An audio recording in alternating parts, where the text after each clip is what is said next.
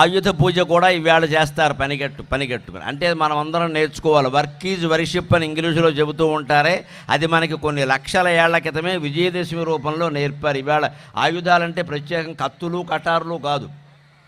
ఏ పని చేసేవాళ్ళు ఆ ఆయుధాన్ని, ఆ పనిముట్టుని అక్కడ పెడతారు. ఒక విద్యార్థి పెన్ను పెడతాడు, ల్యాప్టాప్ ఉపయోగించేవాడు ల్యాప్టాప్ పెడతాడు, బట్టలు ఉతికేవారు 2 బట్టలు అక్కడ పెడతారు, క్షౌరం చేసేవారు ఆ కత్తి అక్కడ పెడతారు. ఏది ఉంటే ఏదైనా పర్వాలేదు. రైతులు వ్యవసాయం చేసేటువంటి పనిముట్లు అక్కడ పెడతారు. వాటినే అమ్మవారి దగ్గర పెట్టి పూజ చేస్తారంటే పనిని దైవంగా భావించండి. Work is worship.